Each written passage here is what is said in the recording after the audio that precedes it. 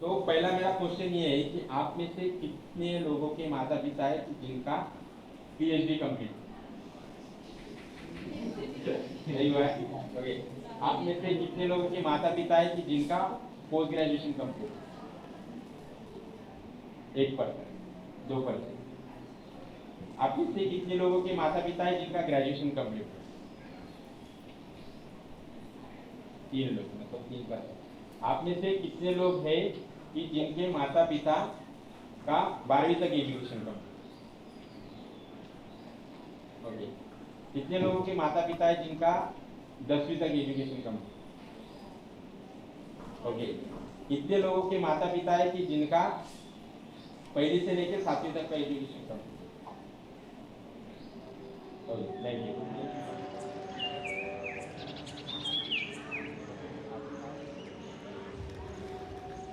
तर माझी ताई जी आहे तर तिनं आपलं मंगळसूत्र विकलं होतं की तुझी फीस मी भरतो, तेव्हा 9,000 रुपये फीस होती फर्स्ट इयरची. ते जवळपास मी 16 महिने सुरुवातीचे ॲज अ सिक्युरिटी गार्ड म्हणून काम केलं. मैं एज अ लेबर काम करता था। पापा घर जोड़ते थे तो मैं जो मसाला वगैरह बनता है, जो ईंट है, उसको मैं उनको देता था। मी पण 5th स्टँडर्डपासून मी शेती मजूर करायला सुरुवात केली. मैंने एक नॉर्मल छोटी सी स्कूल में पढ़ा था, वहाँ पे इतना एक्सपोजर नहीं मिलता था और अपॉर्चुनिटीज़ के बारे में इतना पता नहीं था, हमारे स्किल्स नहीं थे. हमारे 10th क्लास तक हमारे स्कूल में कंप्यूटर नहीं थी. पोरांना तर शिकवता पण पोरींना शिकवत नाही. आणि पोरींना असंच म्हटलं जातं की तुम्ही शिकून काय करणार आहे, काय नाही, तुमचं काय झालं, 12वीपर्यंत झालं तर झालं ना, तुमचं शिक्षण काय म्हणजे काय महत्त्वाचं आहे. आणि मला बी बोलताना कुठं कुठं शिक्षण करून काय करणार, तुला काय भेटणार आहे म्हणे. मित्राची आई मला विचारत होते की मग काय तुला शिकायचं, मी म्हणलं मला शिकायचं पण पैसा नाही आहे.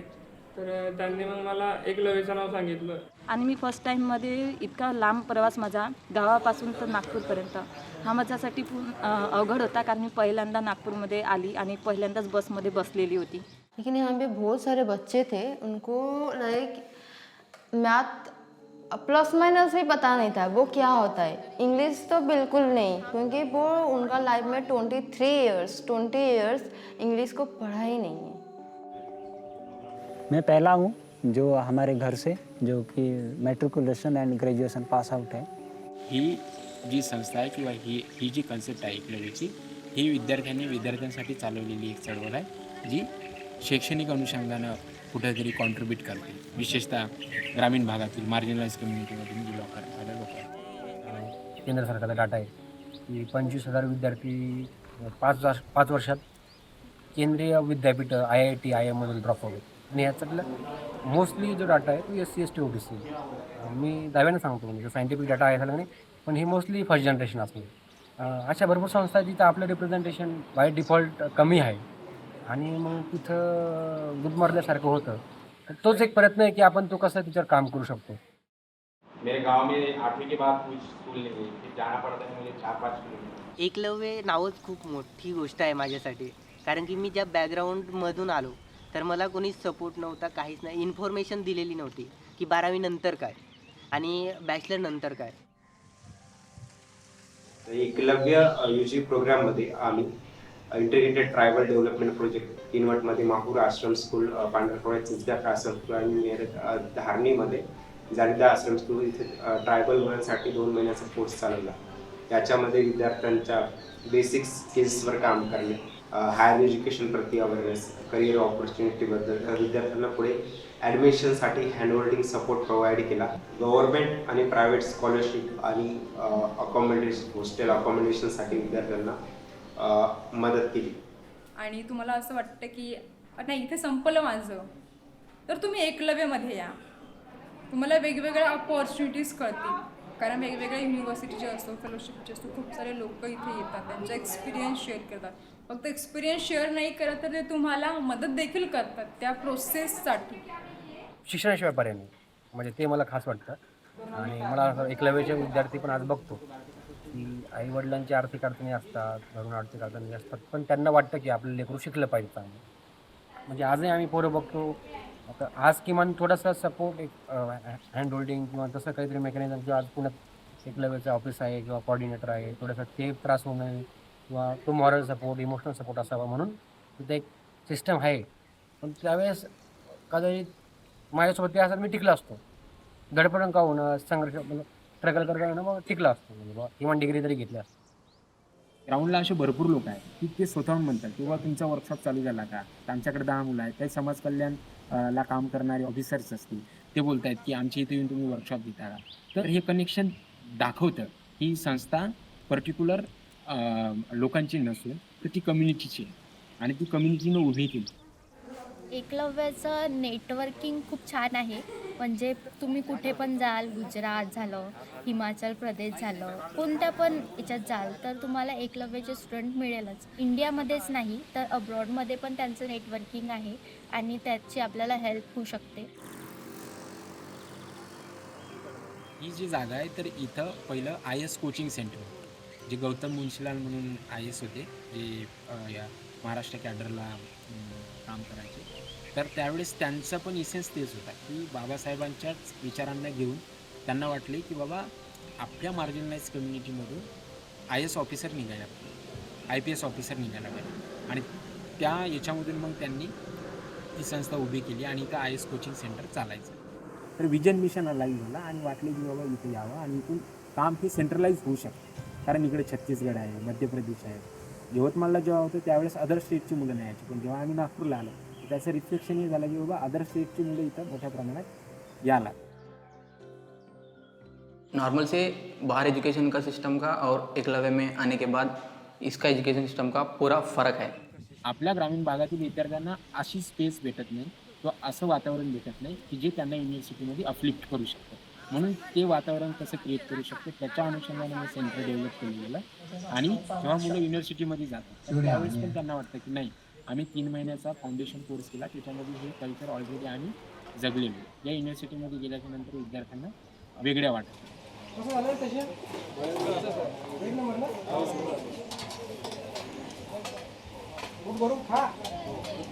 अभ्यास करा. इथं आल्यानंतर पहिल्या दिवशी म्हणजे पहिल्या 2-3 दिवसानंतर इथं आमचा ओरिएंटेशन प्रोग्राम चालला. म्हणजे मला फक्त BA, BSc आणि BCom ह्या 3च गोष्टी माहीत होत्या. तिथे आल्यानंतर मला खूप साऱ्या गोष्टी माहीत झाल्या, खूप सारे कोर्सेस माहीत झाले की याच्या व्यतिरिक्त सुद्धा जग आहे, याच्या व्यतिरिक्त खूप सारे युनिव्हर्सिटीज आहे, JNU आहे, दिल्ली युनिव्हर्सिटी आहे, सेंट्रल युनिव्हर्सिटीज नावाची गोष्ट आहे. देन तेव्हापासून मला समजायला लागलं की टाटा इन्स्टिट्यूट काय आहे, अजिम प्रेमजी इन्स्टिट्यूट काय आहे, फेलोशिप्स काय आहे आणि तिथे आपला स्कोप काय आहे, मी कुठे बसू शकते. चीफ मिनिस्टर फेलोशिप, मुख्यमंत्री फेलोशिपला माझी निवड झाली, मी तिकडे जाईल. किंवा मग टीच फॉर इंडिया फेलोशिप मी यापूर्वी केली. तर एवढ्या चांगल्या चांगल्या संधी आहेत या जगात, हेच माहीत नव्हतं. मैं लाइब्रेरी का नाम तक नहीं जानता था कि क्या होता है. मेरे गांव के जो बच्चे हैं जिनके पास पैसा है, जो जिनके फैमिली जॉब कर रही है, तो वो लोग जाकर लाइब्रेरी की बात करते हैं. जब आते हैं वहाँ से कि हम लोग लाइब्रेरी में जाकर पढ़ाई करते हैं, तो मैं सोचता था कि लाइब्रेरी क्या होता है. तो जब यहाँ पर आया तो मुझे पता चला कि इस तरह के लाइब्रेरी होते हैं और यहाँ पर इस तरह से पढ़ाई होता है. लायब्ररीमध्ये पण डिजिटल लिटरसीवर पण आपण हे करतोय. मग भरपूर लोकांनी जवळपास 70-75 लॅपटॉप्स डोनेट केले. इथे येणारे मुलं ही पहिल्यांदा लॅपटॉप यूज करतात आणि ते स्वतः येऊन सांगतात कि दादा आम्ही पहिल्यांदा लैपटॉप यूज़ करते हैं। लैपटॉप तो है, लैपटॉप दूर से देखा है, थोड़ा बहुत यूज़ किया है, लेकिन इधर प्रॉपर लैपटॉप्स का पीपीटी प्रेजेंटेशन में वर्क करवाते हैं, लिंक्डइन का भी जो भी है वो करवाते हैं, जो गूगल डॉक है ना उसको यूजेस कैसे करना है वो सारी चीज़ें बताते हैं।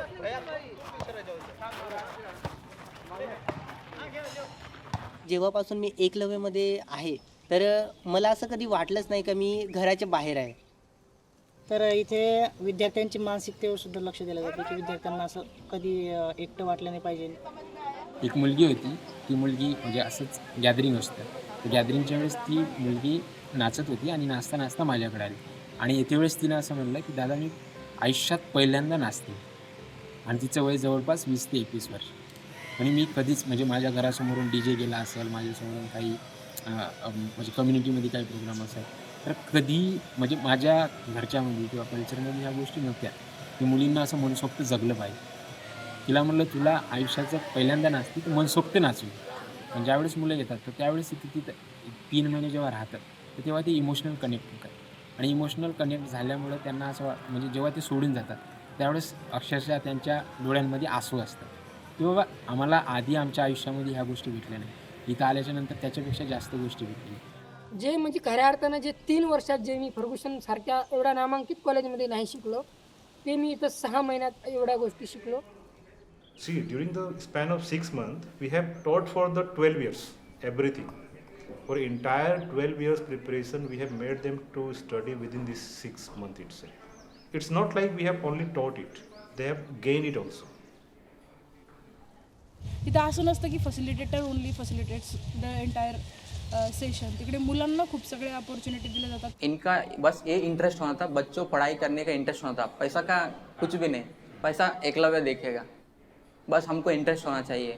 एक यांच्याबद्दल कमेंडेबल गोष्ट ही आहे की हे लोकांना मेहनती फार आहे, मेहनत भारी होणार. ठीक आहे, नाही माहीत नाही कळत गोष्टी, बट तरी हे डे इन डे आउट लागून आहे त्याच्यामागे.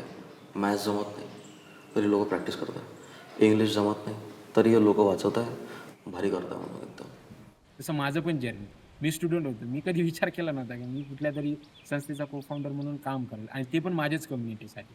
तर ही प्राऊड फील करणारी गोष्ट आहे की बाबा तुम्ही अशा भागामधून येता, अशा परिस्थितीमधून येता की ज्या परिस्थितीमध्ये तुम्हाला कुठलं स्वप्न दिसत, आणि मग एक अशी संस्था आहे की त्या संस्थेमध्ये तुम्ही जाता आणि तुमच्या बीजाचं एका रोपामध्ये परिवर्तन होऊन मग ते कुठेतरी वटवृक्ष होण्याच्या मार्गावर जातं, आणि मग त्याच्यामधून वटवृक्षाचं ते ब्रांचेस होतात, त्याला अजून लोक जुडतात, त्याच्यामुळं ते वटवृक्षाचे परत बीज खाली पडतात, परत त्याचे झाडं होतात, आणि ते एकलव्याचं तशा स्वरूपाचं काम आहे. ज्या भागामध्ये अजूनही नेटवर्क, लाईट, रस्ते या गोष्टी पोहोचल्या नाही तिथपर्यंत एकलव्य पोहोचण्याचा प्रयत्न करतो आणि पोहोचलं पण.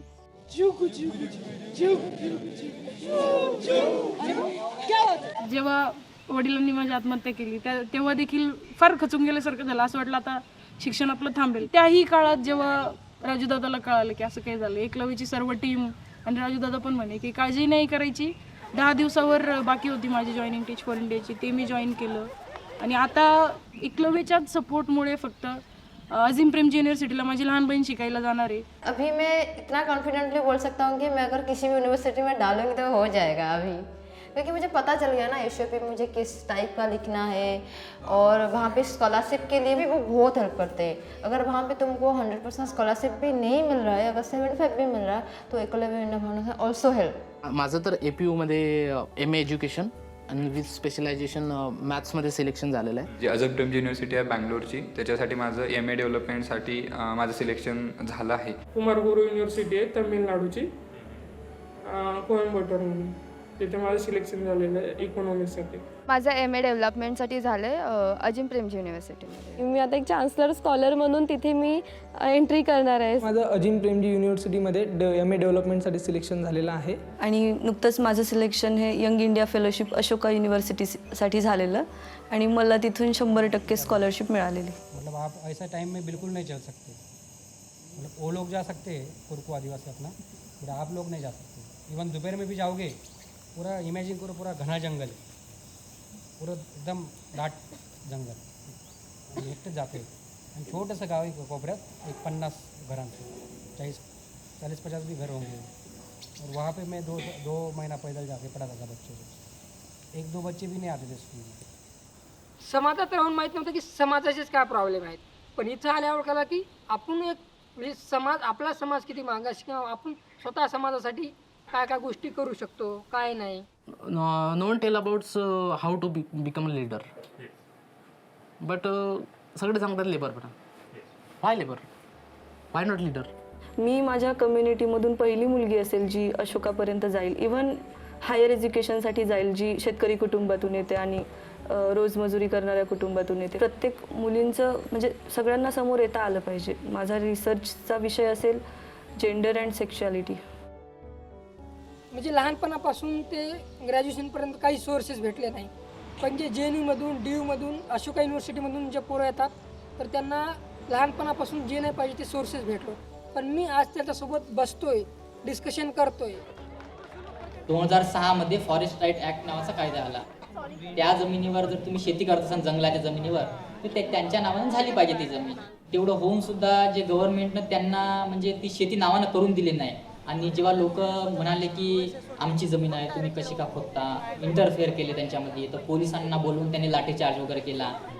सध्या मी माझ्या गावामध्ये 1 महिना झालो त्यांच्यासाठी जे फॉरेस्ट राईट ॲक्ट जे 2006चे काम, ते इंडिव्हिज्युअल फॉरेस्ट राईट किंवा कम्युनिटी फॉरेस्ट राईट त्याच्यावर काम करून ते पट्टे वगैरे त्यांना मिळवून देण्याचा प्रयत्न करत होतो. माझ्या मनात ती होती की मी शिक्षण घेणार चांगलं आणि या लोकांना ह्या जमिनी मिळवून देणार. आता कुठेतरी असं वाटतं की चला पिढ्यानपिढ्या आलेली गुलामगिरी आता खोडली जाईल. डेवलपमेंट सेक्टर में माना जाता है कि वो अनस्ट्रक्चर है, उसमें प्रॉपर सिस्टम नहीं, और इसमें हर एक डोमेन होती है, एजुकेशन है, लाइवलीहुड है, बराबर है, हेल्थ है, इस तरीके से काफ़ी सारे डोमेन है, इन्व्हायरमेंट है, और इसमें काफ़ी सारा स्कोप भी है. परत जसं एकलव्य आत्ता जे आहे तर एकलव्य चालतंय ते मेंटरच्या भरोशा आहे, म्हणजे एकलव्याचा आत्माच मेंटर आहे. तर हे मुलं बाहेर जरी शिकायला गेले तरी ते रिटर्न त्यांच्यामध्ये ती आसक्ती असते, मी जो भोग भोगला तो इतरांनी भोगला नाही पाहिजे, म्हणून ते मेंटर म्हणून येतात. शिक्षणाला आपण एक म्हणजे धंदा म्हणून पाहते, पण आपण एक स्किल म्हणून किंवा एक फीडबॅक टू सोसायटी आपल्याला देणं असतं सोसायटीला. एकलव्य होतं म्हणून मला कुठेतरी टीम्समध्ये जाता आलं, मला ते प्रिपरेशन करता आलं आणि आज कुठेतरी मी लोकांना पण सांगते. पहिलं वर्कशॉप होतं एकलव्य इंडिया फाउंडेशनचं मेळघाटमध्ये. त्या 3 दिवसाच्या वर्कशॉपमध्ये मी ॲज अ मेंटॉर म्हणून एकलव्यसोबत जोडलो. तू शिकला, आता आणखी तुझ्या कम्युनिटीमधून तू ॲज अ रोल मॉडेल तयार होऊ शकते आणि तुझी स्टोरी त्या लोकांपर्यंत पोहोचली पाहिजे. आपण मेंटर म्हणून त्यांच्या समोर जातो, पण मी ही एक स्टुडंट होती, मी माझ्या जर्नीमधून शिकले. आत्ता ते स्टुडंट आहेत, ते मला बघतील, त्यांना कळेल की कशी वागते, हिचा काय अटायर आहे, कशा पद्धतीने बोलते. मी 2 दिवसात 50 मुलींना इथे हायर केलं वर्कशॉपकरिता. म्हणजे दिवसाची रात्र करून त्यांच्या पालकांसोबत बोलणे, त्यांना समजून सांगणे, त्यांच्यानंतर मग त्या मुलींना म्हणणे की तू येऊ शकते. त्यांना मग ते घरून बसले की नागपूरपर्यंत आले की नाही आले, बस स्टॉपपर्यंत आले की नाही, हे सर्व त्यांना काउन्सिलिंग करणे. आणि मी ट्युशन पण घेते मुलांची, तर त्या वस्तीतल्याच मुलांची, सर प्रॉपर स्लम एरियातल्या मुलांची घेते, कारण की त्यांना नवोदयसाठी मी एंट्रन्स एक्झामसाठी तयार करते. आता मला कमीत कमी डेली नाही म्हणता APUसाठी डेली 5 फोन किंवा मग पेंडिंग व्हॉट्सअपवर इंस्टाग्रामवर मेसेज येत राहतात. म्हणजे त्यांना कुठेतरी वाटतो की हा जो माणूस आहे आपल्यातला आहे, कारण की विद्यार्थ्यांना इंटरव्ह्यूसाठी वगैरे मार्गदर्शन करतो. त्यामुळे मी माझे स्वतःचे एक्सपिरियन्स सांगतो, तर त्यांना कुठेतरी कनेक्ट होतात. स्वतःच त्यांना एक मोटिवेशन होऊन जातं की हे पोरं करू शकतात, आम्ही का नाही करू शकत. ते एकाला क्रिएट करतात, तो एक व्यक्ती दुसऱ्याला क्रिएट करतो, दुसरा तो आणखी 2ला क्रिएट करतो, 2 4ला क्रिएट करतो. तर ही जी चेन आहे ही मोठी मोठी होत जात आहे. त्याच्यामुळे एक जर मी बदलत आहे तर माझ्या पाठीमागे माझं पूर्ण कुटुंब बदलेल, माझी एक पूर्ण जनरेशनमध्ये चेंजेस घडून येणार. आजचं जे एकलव्य हा जो सिस्टमिक बॅरियरचा सामना करून तो सिस्टमला भेद करू शकतो आणि सिस्टमला अंगुठा देण्याऐवजी अंगुठा दाखवून आपली लिडरशिप सिद्ध करू शकतो. आणि बाबासाहेबांनी पण म्हणलं आहे की तुम्ही शिक्षण हे नुसतं नोकर बनण्यासाठी नका, तर एक माणूस बनण्यासाठी. मायक्रो कम्युनिटीज म्हणजे आज आपल्याकडं छोट्या मोठ्या ज्या म्हणजे आपण बलवजार किंवा छोट्या मोठ्या जे समाज घटक आहेत, असे 200पेक्षा जास्त समाज घटक आपल्याकडं एकलव्यमध्ये कमी संख्या असते, पण तेवढे विद्यार्थी आपल्याकडे येतात. आपण प्रयत्न करतो की त्याच्यातल्या कोणी वडर आहे, कोणी पारधी आहे, कोणी संभार आहे, कोणी मातंगी आहे, त्यातली संख्या जी कमी असली त्यांना आपण मोटिवेट करतो की ते रोल मॉडेल व्हावे आणि त्यांनी त्यांच्या समाज घटकातून कसे विद्यार्थी पुढे आणू शकतात, ते एक प्रयत्न आम्ही करतोय. तर मला वाटतं की आज मेळघाटसारख्या ठिकाणी जिथं नेटवर्क नाही, पण तिथं आज एकलव्य तळागाळात पोहोचली आहे. आणि जे काम केंद्र सरकारला करता आलं नाही किंवा राज्य सरकारला करता आलं नाही, ते काम एकलव्य इंडिया फाउंडेशननं करून दाखवलं. राजू केंद्रे सारख्या माणसानं जो उभारलेली एक चळवळ आहे, कारण की ह्याला संस्था म्हणता येणार नाही, तर एक चळवळ आहे, ही क्रांती आहे. ही जी जर्नी आहे ना एकलव्याने सुरुवात केली, ॲक्च्युली ही एक चळवळ म्हणेन मी, इट्स अ मूव्हमेंट. कारण याच्यामध्ये तुम्ही ते नेते, ते व्यक्ती, ती पर्सनॅलिटी घडवत आहात. अजूनही मला वाटत नाही की एकलव्याचं काम त्या अप टू द मार्क आहे, कारण की अजूनही DNT असतील किंवा आदिवासींमध्ये जे प्रिमिटिव्ह ट्राईब्स आहेत, PVTचे ग्रुप्स आहेत, तिथं अजूनही त्या पद्धतीने विद्यार्थी म्हणजे अशा समुदाय आज आहे की तिथं 1% पण विद्यार्थी फॉरगेट अबाउट हायर एज्युकेशन, इथं 10वीपर्यंत पण पोरं पोहोचतो, 10वीपर्यंत. लाँग टर्म जसं आपल्याला एक वारसा आहे, बाबासाहेबांनी पीपल्स एज्युकेशन सोसायटी किंवा तिकडं पश्चिम महाराष्ट्रात रयत शिक्षण संस्था आहे कर्मवीरांनी, किंवा विदर्भात भाऊसाहेब देशमुखांनी शिवाजी शिक्षणाची संस्था आहे. आपल्याकडे जे काम झालेलं ऑलरेडी ऐतिहासिक, त्याला जगाला कंटेम्पररी असणारं काम कसं करता येईल आत्ताच्या घडीला, आणि तसं एक इन्स्टिट्यूशनल मेकॅनिझम कसं उभं करता येईल, की हे काम जे सुरुवात आहे, we still have a long way to go. Babasaheb आंबेडकरांचा ना खूप ठिकाणी पुतळा आहे असा की असं बोट करून वगैरे, मग मला ते बोट एकच दिशा दाखवतं की हे जग खुलं आहे तुझ्यासाठी, हे सगळं जग तुझ्यासाठी आहे, तू एक्सप्लोर कर.